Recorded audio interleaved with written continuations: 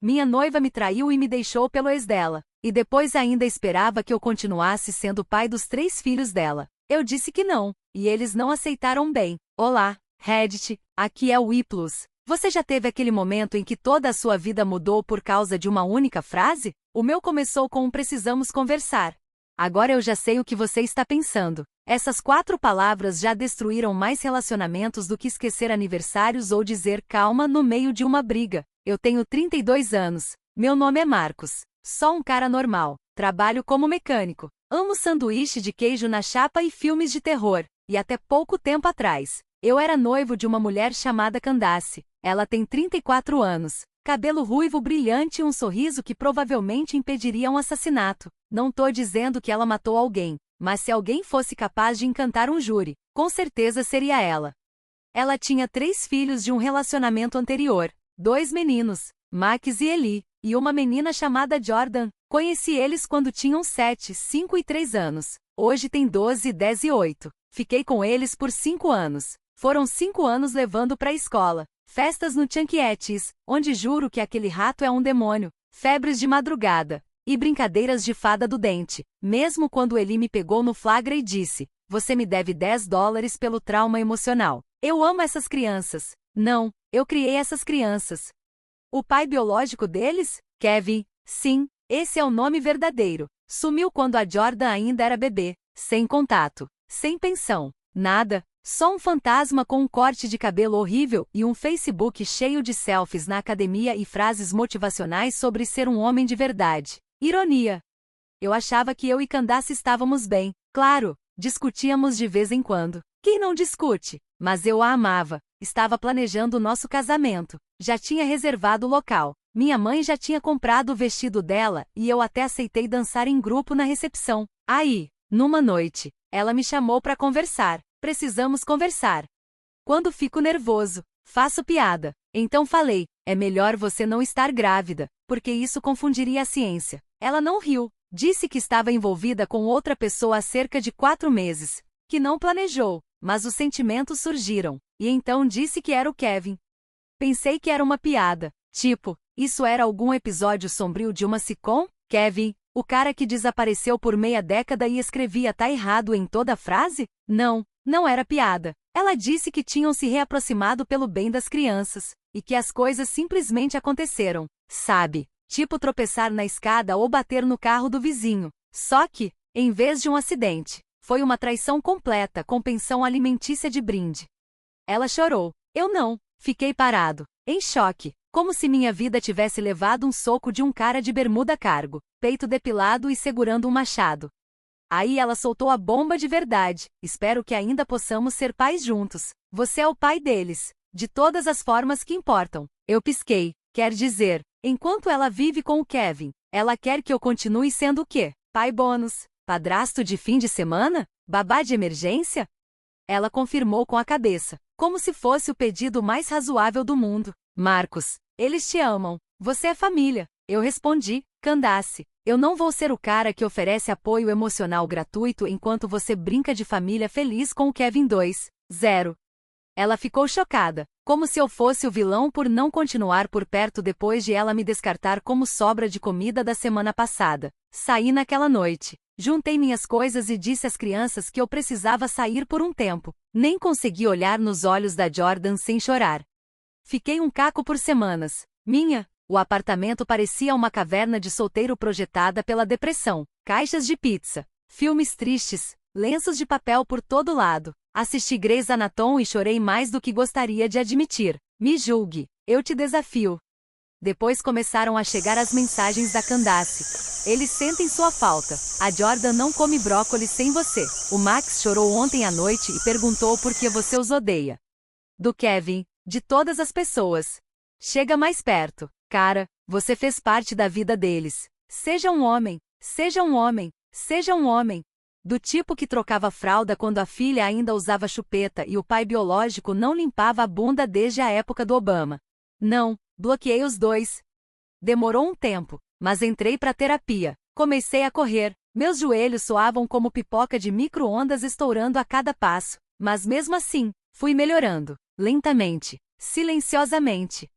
6 meses depois, Adivinha quem bateu na minha porta? Candace, cabelo bagunçado, olhos inchados, segurando a mãozinha da Jordan. Ela disse: o Kevin foi embora de novo. Disse que não estava pronto. As crianças precisam de você. Olhei para Jordan, depois para ela, e por um segundo, só um segundo, eu quis dizer sim. Mas eu disse: sinto muito, eu não sou o pai deles, e você garantiu isso. Ela chorou. Jordan ficou confusa, como se eu fosse o vilão da história de ninar dela, mas eu fechei a porta. Porque às vezes, o amor não é suficiente. Às vezes, fazer a coisa certa é ir embora. E às vezes, deixar de ser o pai. É como você finalmente se torna o homem que sempre quis ser. Não dormi naquela noite, não porque me arrependi da decisão, mas porque meu coração doía. Você já amou algo tanto que doeu fisicamente deixar ir? Foi isso que eu senti, como arrancar velcro da alma. Aquelas crianças não eram só dela, eram minhas também. Ensinei o Max a lançar uma bola de futebol americano. Construí uma casa de bonecas para Jordan no Natal e acabei com tanta farpa na mão que parecia que tinha brigado com um porco-espinho. Fiquei acordado a noite toda com Eli quando ele pegou uma gripe e vomitou em cima do meu Xbox. Eu os amo, ainda amo. Mas a Candace não traiu só a mim, ela escolheu outro para ser o pai deles. E quando tudo deu errado, ela esperava que eu simplesmente voltasse como se nada tivesse acontecido. Como se eu fosse um par de sapatos reserva no fundo do armário. Não, não sou amor de segunda mão. Conversei com minha terapeuta no dia seguinte e contei tudo. Estava com raiva, não porque ela voltou, mas porque eu me permiti, por um segundo estúpido, esperar. E isso me fez sentir fraco. Mas minha terapeuta me disse algo que eu nunca vou esquecer: você pode amá-los e ainda assim ir embora. Isso não é fraqueza, isso é maturidade. Então foi isso que eu fiz. Não respondi mais às mensagens da Candace. Não liguei para as crianças. Mas escrevi cartas. Uma para cada um. Guardei todas. Talvez, um dia, quando forem mais velhos e entenderem, eu entregue. Escrevi o quanto eu os amo, o quanto eu sou orgulhoso deles, que nada disso foi culpa deles. E então deixei ir. Não foi fácil. O silêncio, depois de uma vida cheia de caos, é ensurdecedor. Mas foi nesse silêncio que eu me reencontrei. Voltei a trabalhar com carros. Comecei a ser voluntário em um programa local depois da escola. Engraçado como tem tanta criança por aí precisando de um modelo masculino positivo. E dessa vez, faço isso do meu jeito. Num sábado qualquer, anos depois, eu estava tomando café quando vi o Max. Mais alto, mais magro, com fones de ouvido e moletom com capuz. Ele me viu, congelou, e depois correu até mim. Não vou mentir, eu chorei. O garoto parecia ter envelhecido 5 anos desde a última vez que o vi. Me abraçou com tanta força que achei que minhas costelas fossem quebrar. E então, ele disse: nunca deixei de sentir saudade dele. Sentamos e conversamos. Eu disse o quanto estava orgulhoso dele. Perguntei sobre a escola. Ele contou que o Kevin foi embora de novo, dessa vez, para sempre. A Candace estava passando por dificuldades e as crianças estavam fazendo o melhor que podiam. Então ele me olhou e perguntou: por que você não voltou? Olhei nos olhos dele e disse: porque eu só fui chamado de volta quando tudo já estava destruído. E você merece pessoas que escolham você em primeiro lugar, não só quando for conveniente. Ele assentiu, não discutiu, apenas entendeu. Ele disse: você foi o único pai de verdade que eu já tive. Naquela noite, eu chorei de novo. Mas dessa vez não era tristeza. Era encerramento. Era paz. Hoje, estou num lugar melhor. Estou namorando alguém nova. O nome dela é Tasha. Ela tem uma risada escandalosa e um gato que me odeia. Mas ela traz tranquilidade para minha vida. Sem drama, sem ex-escondido, sem joguinhos. Ela sabe do meu passado. E sabe o que ela me disse? Estou feliz por você ter se escolhido, porque agora, eu posso te amar por inteiro, com todas as suas cicatrizes. Então, se você está ouvindo isso e está sofrendo, talvez alguém tenha te traído. Talvez você esteja preso naquele espaço entre seguir em frente e não conseguir soltar. Mas saiba disso, você tem permissão para ir embora. Você tem o direito de dizer não. Você tem o direito de parar de se queimar só para manter os outros aquecidos. Porque, às vezes, a coisa mais corajosa que você pode fazer é fechar a porta. E mantê-la fechada. Algumas semanas depois de ter reencontrado o Max, Recebi outra mensagem da Candace. As crianças ainda perguntam de você. Talvez possa passar aqui só para jantar.